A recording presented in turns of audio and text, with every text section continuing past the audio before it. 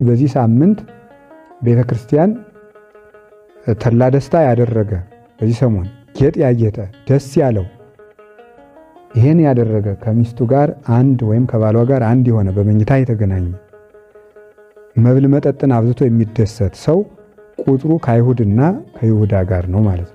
ሰሞኑን የክርስቶስን መከራ እያሰብን ቤተክርስቲያን ተግቶ በመዋል በማደር ቀንም ሌትም በ24 ሰዓት የሚነበብ ግብረ ሕማማት የሚባል መጽሐፍ አለ ከሊቃውንት የተሰበሰበ። ይህንን ግብረ ሕማማት በሕማማት የስድስት ወር ጎዳና እንኳን ቢሆን ሂዶ ቢታጣ ሊሰሙት ይገባል። ግብረ ሕማማት ማለት የክርስቶስ የሕማማቱን ሥራ የሚናገር መጽሐፍ ማለት ነው። መጽሐፉም ሌላ አይደለም ከነቢያት ከሐዋርያት የነ ኢሳይያስ የነ ኢዮብ የነ ኤርምያስ የነቢያት የሐዋርያት መጽሐፍ ቅዱስ ሃይማኖተ አበው ሊቃውንት ሁሉ ያመሰጠሩት ትርጓሜ ሕማሙን የሚናገረው ተውጣቶ ሊቃውንት አባቶቻችን ሐዋርያት አባቶቻችን በዲድስቅልያ ከሰሩት ከሲኖዶሳቸው ከአዲስ ኪዳን ከብሉይ ኪዳን ከሊቃውንት መጽሐፍ ተውጣቶ የተዘጋጀ የክርስቶስን መከራ አንቀጹን የሚናገር መጽሐፍ ነው። ያንን ቁጭ ብሎ እየሰሙ ወሬ ሳያወሩ ሐሳብ ስጋዊ ነገርን ትቶ ስራ ሳይሰሩ ወደ ግል ስራ ሳያዘወትሩ በቤተክርስቲያን ተወስኖ መቆየት ይገባል። የሚቋረጥ ጸሎት የለም። መልክ ይደገማል። በዚህ ሳምንት አይደገምም የሚል መጽሐፍም የለም። ሰላምታ ጸሎትም ይደገማል። ለምን? መልክአ ሕማማቱ ራሱ ሰላምታ ነው።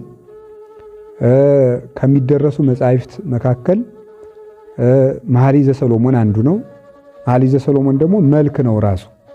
የቤተክርስቲያንን ዓይኗን፣ ጥርሷን፣ ጉንጯን ሲናገር የቤተክርስቲያን ውበት ነው።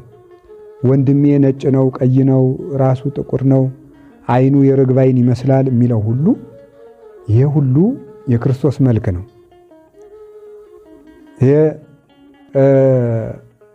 ዓይኑ ገክብር ወውጾ ዘያውፀቦ እደኬንያ የሚለው ሁሉ አንጥረኛ ያልሰራው ጉትቻ ያለው ነው እያለ የሚናገረው ክርስቶስን ነው። ይሄ ሁሉ ጌጥ ያለው ማለት የባህሪ ክብር አለው በዘራ ወራዙት ያልተወለደ ማለት ነው አንጥረኛ የተባለ ይሄ ሁሉ መልክ የሚገልጥ ነው። ታዲያ መኃልየ ዘሰሎሞን መልክ አይደገምም በተለምዶ በሚባልበት በቀዳሚት ዕለት የሚነበብ በማህሌት የሚቆም ቃለ እግዚአብሔር ነው። ሰላምታው መልክ ነው። ቅባ ብርሃኑ ለገጽ ሰላም ለኪ ስቴ ወይን ዘነፈራጽ ሰላም ለኪ ቀስተ ኪዳኑ ለኖህ ሰላም ለኪ። ስለዚህ እየተባለ ሁሉ ሰላም ለኪ እየተባለ ነው የሚደረስ። መልክአ ሕማማት ነው። ስብሐት ለከ ሰላም ለከ ሰላም ለክሙ እየተባለ ነው መልክአ ሕማማቱ የሚደረስ። መልክአ ስዕልም ይባላል። ስለዚህ በሕማማት ይሄ ይደገማል ይሄ አይደገምም የሚባል ጸሎት የለም። ከስንፍና በቀር ግብረ ሕማማትን ከምናደርስበት ጊዜ በቀር የምናደርሳቸውን ጸሎቶች ሁሉ ይደረሳል። ቤተ ክርስቲያንም ኪዳኑን ቅዳሴውን የምታቆመው የክርስቶስን ሕማም ለማሰብ ተድላ ደስታውን አቆይታ በሌላ ቃለ እግዚአብሔር ተክታ ስታደርስለት ትሰነብታለች። ይኸውም እንዳይታጎል የሰኞ የማክሰኞ የረቡዕ ኪዳን እንዳይታጎል በዕለተ ሐሙስ 3 ኪዳኖችን መላልሳ በማድረስ እነዚህ ሁሉ ትፈጽማቸዋለች። ስለዚህ ይህን በማድረግ ቤተክርስቲያን ፍጹም በመዋል ቢቻል የጨው ቂጣ በመብላት የተቻለው ከታመመ ሰው በቀር ደዌ ከጸናበት በቀር በጨው ቂጣ እየበሉ ከሚጣፍጥ ምግብ በቀር ሆኖ ይህንን መጸለይ ይገባል። ቤተክርስቲያን መዋል አለብን። ግብረ ሕማማቱን መስገድ ብቻ ሳይሆን ግብረ ሕማማቱ የሚነበበውን ንባብ መስማት ይገባል። በዚህ ሰሞን ተድላ ደስታ ማጌጥ የለም። በጸሎተ ሐሙስ ሁሉም ምዕመናን ይቆርባሉ፣ ስጋው ደግሞ ይቀበላሉ። መቁረብ የሚቻላቸው የተዘጋጁ ሁሉ ይቀበላሉ። ተዘጋጅተን እንቀበላለን ስጋው ደሙን። ለምን? የጸሎተ ሐሙስ ዕለት ብቻ የሚቀደስበት ምክንያት የጸሎተ ሐሙስ ዕለት ሐሙስ ሐዋርያትን አቁርቦ ዓርብ ስለተሰቀለ ያንን ታሳቢ ማድረግ የዛለት ምስጢረ ክህነትን ለማስተማር ሥርዓተ ቁርባንን ለማስረዳት 12ቱን ብቻ አቁርቧል። ዛሬ ግን ስጋው ደሙ ለሁሉ ስለተሰጠው ሁሉም ምዕመናን ይቆርባሉ ማለት ነው። በዕለተ ዓርብ ስቅለት ነው። ሕማሙን እያሰብን በወይራ እየተጠበጠብን ይህን የምናደርግበት ምክንያት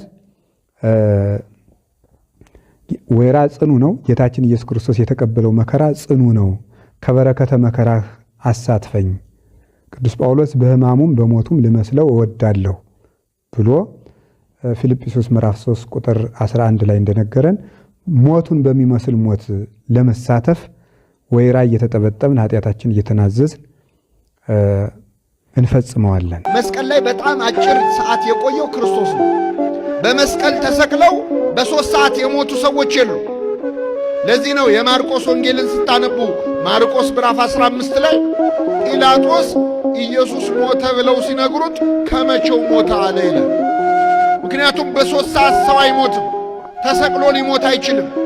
ክርስቶስ ግን 3 ሰዓት ያልቆይቶ ሞቷል። ለምንድን ነው? ከዚያ በፊት 6666 ጊዜ ምን ብሏል?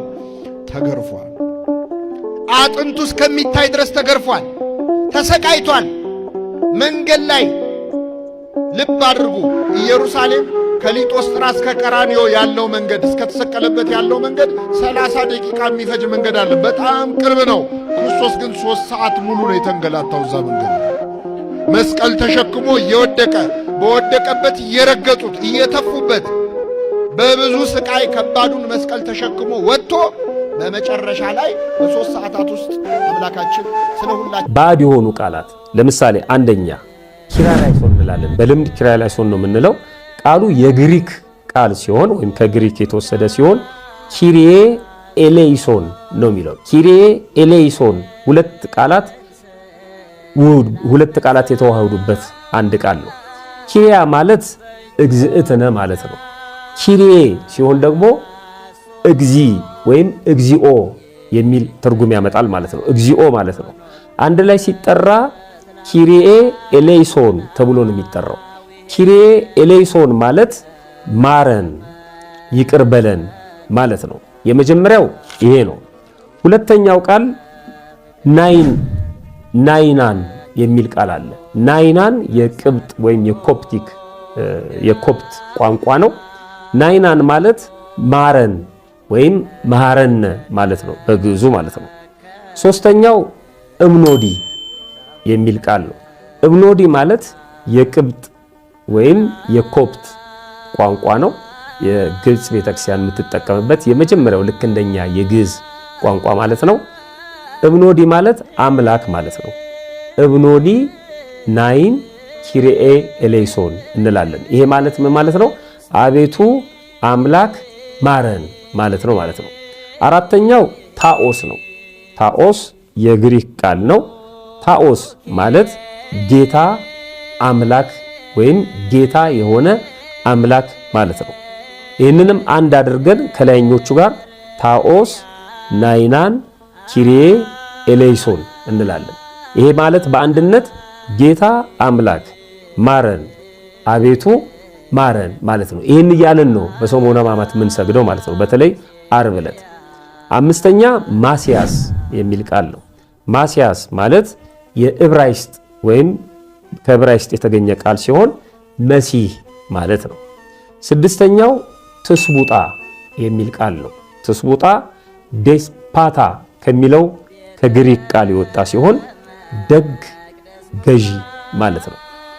ይህንንም አንድ ላይ አድርገን ከመጀመሪያዎቹ ቃላቶች ጋር አዋህደን ስንጸልይ ትስቡጣ ናይናን ኪሪኤ ኤሌይሶን እንላለን። ደግ ገዢ ሆይ አቤቱ ማረን ማለት ነው። ሰባተኛ በተለይ በዕለተ ዓርብ ካህናቱ የስቅለቱን ዜማ እየተናገሩ እና ደግሞ ተሸፋፍነው የፀሐይን መጨለም የከዋክብትን መርገፍ በምሳሌ ለመግለጽ ማለት ነው እየተቀባበሉ የሚሉት ጸሎት ነው። ሰባተኛው አምኒስቲቲ ሙኪሪያቱ አንቲ ፋሲሊያሱ እነዚህን ቃላቶች ይላሉ። ይሄ ማለት የቅብጥ ወይም የኮፕት ቋንቋ ነው። ወደ ግዕዝ ስንቀይረው ተዘከረን እግዚኦ በውስተ መንግሥትከ ማለት ነው። ይሄ በመጽሐፍ ቅዱስ በቀኝ በኩል የተሰቀለው ሽፍታ የጸለየው ጸሎት ነው። የሉቃስ ወንጌል ምዕራፍ 23 ቁጥር 42 ላይ እናገኘዋለን። ጌታ ሆይ በመንግስት በመጣ ጊዜ አስበኝ ማለት ነው። ስምንተኛው አምኒስቲቲ ሙአጊያ አንቲ ፋሲሊያሱ የሚቀየረው ሁለተኛው ቃል ብቻ ነው።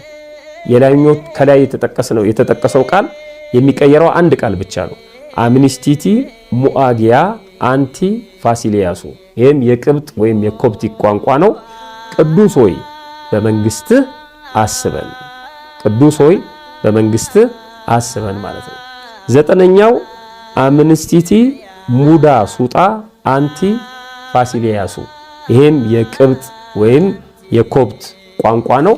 ይሄ ማለት ትርጉሙ የሁሉ የበላይ ሆንክ ሆይ በመንግስትህ አስበን ማለት ነው። እነዚህና ሌሎች ባዕድ የሆኑ ቃላት አሉ። ባዕድ የሆኑ ማለት ከሰሞነ ሕማማት ውጪ ማንጠቀምባቸው መከራውን ሕማሙን ለማሰብ ግን የምንጸልይባቸው ቃላቶች ማለት ነው። እነዚህን ትርጉሙን አውቆ መጸለይ ያስፈልጋል። አንዳንድ አብያተ ክርስቲያናት ላይ እንደውም ቃላቱን ከነ ትርጉሙ በሰንበት ትምህርት ቤቱ ወጣቶች እየተዘጋጀ ምዕመናን በሚያዩት ቦታ ተለጥፎ እንዲጸልዩበት ይደረጋል። ይሄ ጥሩ ተግባር ነው፣ መበረታታት ያለበት ነው። ሰው እያነበበ እያወቀ መጸለይ ስላለበት ማለት ነው።